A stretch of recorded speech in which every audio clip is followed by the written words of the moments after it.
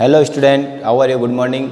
First chapter पढ़ लेते हैं हम अकाउंटेंसी में, इंट्रोडक्शन टू अकाउंटेंसी। उसमें हमने कुछ कॉन्सेप्ट पढ़ लिए थे पहले। अब उससे आगे हम पढ़ते हैं आगे कॉन्सेप्ट। ठीक है, 4 तक हमने पढ़ लिए थे कॉन्सेप्ट। अब नेक्स्ट है हमारा कॉस्ट कॉन्सेप्ट। कॉस्ट कॉन्सेप्ट, इसका एक और नाम है हिस्टोरिकल कॉस्ट कॉन्सेप्ट। हिस्टोरी यानी क्या होती है? जो पास्ट है वो, है ना। तो इसमें कॉस्ट कॉन्सेप्ट के अकॉर्डिंग किसी भी एसेट को, ठीक है, यानी कोई भी चीज़ हमने खरीदी है, कोई भी एसेट है या गुड्स है जो हमने खरीदा है, उसको बुक्स ऑफ अकाउंट में, अकाउंट की बुक में परचेज प्राइस यानी जो उसकी कॉस्ट प्राइस है उस पर ही शो करेंगे। यानी जितने में हमने खरीदा है उतने में ही शो करेंगे। जैसे हमने कोई फर्नीचर खरीदा है 1000 का, ठीक है, फर्नीचर खरीदा है 1000 का, तो इसको हम अकाउंट की बुक में 1000 रुपीज़ ही शो करेंगे हमेशा। ठीक है, मार्केट वैल्यू, इसकी जो मार्केट प्राइस है, चाहे वो कम हो या ज़्यादा हो सकता है इसकी मार्केट प्राइस बढ़ जाए। ठीक है, जैसे हम आजकल मोबाइल लेते हैं तो मोबाइल फ़ोन क्या होता है, उसकी रेट बढ़ जाती है बाद में। ठीक है, पहले सस्ता होता है, बाद में बढ़ भी सकती है। तो ऐसे ही कोई भी चीज़ हमने खरीदी है तो जितने में हमने उसको खरीदी वही वैल्यू हमको अकाउंट की बुक में लिखनी है। अगर फ्यूचर में उसकी रेट बढ़ जाती है तो उससे हमको कोई लेना देना नहीं है, हमको वही प्राइस रखनी है जितने में हमने खरीदी थी। उसकी अगर प्राइस बढ़ गई है तो हमको उस बढ़ी हुई प्राइस पर नहीं लिखना है, कम हो गई है तो भी उस पर नहीं लिखना है। ठीक है, दूसरी चीज़ इसमें यह है कि कोई जैसे फर्नीचर है तो जब आप उसको वापस बेचने जाओगे तो उतनी प्राइस नहीं आएगी जितने में हमने उसको खरीदा था, कम आएगी। यानी कि उसकी प्राइस कम भी हो सकती है जब पुरानी हो जाएगी तो। ठीक है, लेकिन अकाउंट की बुक में क्या होगा, वही रहेगी प्राइस जितने में हमने उसको खरीदा था। यानी कि अकाउंट की बुक में जो कॉस्ट प्राइस होती है उसी पर हमको रिकॉर्ड करना है, कॉस्ट प्राइस पर ही रिकॉर्ड करना है सारी एसेट को या गुड्स को, जो भी चीज़ हमने खरीदी है उसको।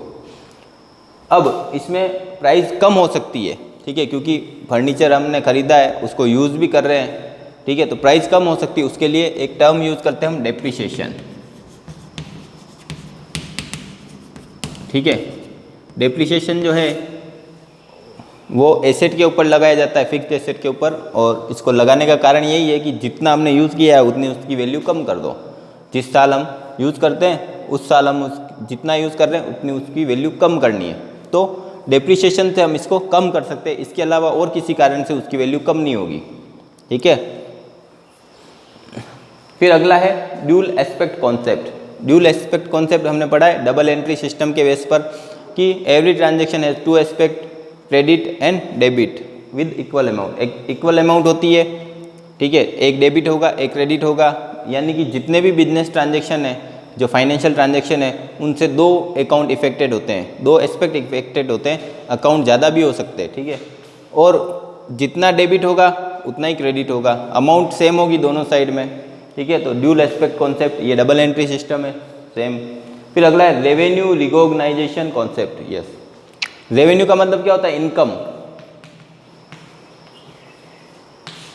ठीक है, तो रेवेन्यू रिकॉग्नाइजेशन कॉन्सेप्ट के अकॉर्डिंग जब कोई रेवेन्यू या इनकम हमने अर्न कर ली है तो हमको उसको रिकॉर्ड करना है ट्रांजैक्शन को।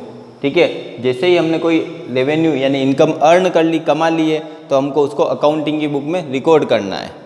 ठीक है, चाहे वो कैश में हमारे पास आई हो या नहीं आई हो। जैसे हमने सेल किया क्रेडिट पर, ठीक है, तो इसको हमको अकाउंटिंग की बुक में रिकॉर्ड करना है, क्योंकि चाहे हमारे पास कैश पैसे आए हो या नहीं आए हो, लेकिन हमने सेल कर ली है और वो हमारी इनकम हो गई है। ऐसे ही हमने किसी को कोई सर्विस दी है, ठीक है, और उसके इनकम जैसे इंटरेस्ट है, बैंक वालों ने इंटरेस्ट है, वो हमारा बाकी है लेना, तो हमको क्या करना है, वो हमारी इनकम है और वो हमने जिस ईयर में, जिस साल में कमाई है उसी साल में रिकॉर्ड करनी है।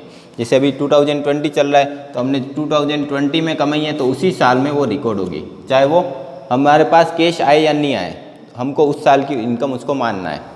ठीक है, जैसे 2020 में आपने कोई इनकम अर्न कर ली है लेकिन सामने वाले ने आपको कैश नहीं दिया अभी तक, लेकिन वो उसको आपको उसी साल की इनकम मानना है और रिकॉर्ड करना है और वो आपकी प्रॉफिट में ऐड हो जाएगी।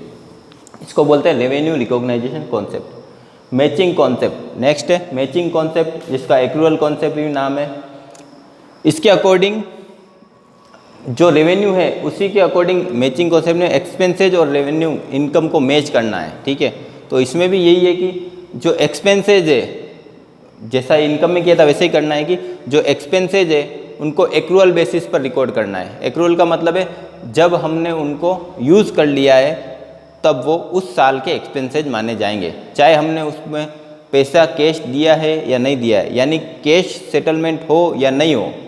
अगर हमने किसी सर्विस को यूज़ कर लिया है तो वो उस साल का एक्सपेंसेज माना जाएगा, ठीक है। सेम एग्जांपल है 2020 में, जैसे आपने कोई सर्विस ली है, जैसे इलेक्ट्रिसिटी है लेकिन उसका पेमेंट नहीं किया है, या किसी को लोन, आपने किसी से लोन लिया है और इंटरेस्ट देना बाकी है आपका, तो इंटरेस्ट एक्सपेंसेज है आपके लिए, तो वो एक्सपेंसेज रिकॉर्ड किया जाएगा इसी साल में 2020 में ही, मैचिंग कॉन्सेप्ट के अकॉर्डिंग, ठीक है। एक्रूअल कॉन्सेप्ट होता है, एक्रूअल बेसिस का मतलब है, एक्रूअल बेसिस का मतलब ये है कि चाहे कैश सेटलमेंट हुआ है या नहीं हुआ है, अगर कोई इनकम या एक्सपेंसेज आपने जिस ईयर में यूज़ किया है तो उसी ईयर में उसको इनकम या एक्सपेंसेज माना जाएगा, ठीक है। Last objectivity concept. Objectivity concept क्या होती है? ऑब्जेक्टिविटी का मतलब होता है कि जैसे कि चाहे कोई भी उसका रिजल्ट निकाले सेम आना चाहिए, ठीक है।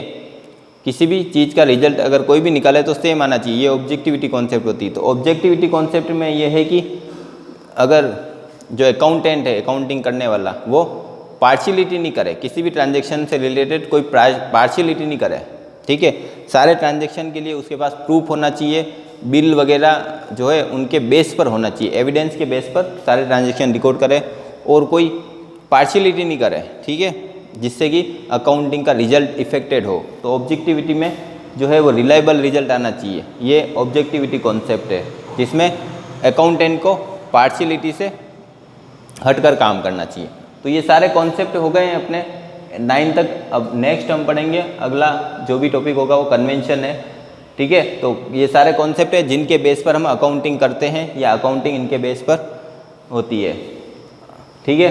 तो ये सारे कॉन्सेप्ट खत्म हो गए और आज के लिए बस इतना ही। नेक्स्ट हम पढ़ेंगे अगले वीडियो में। Thank you very much.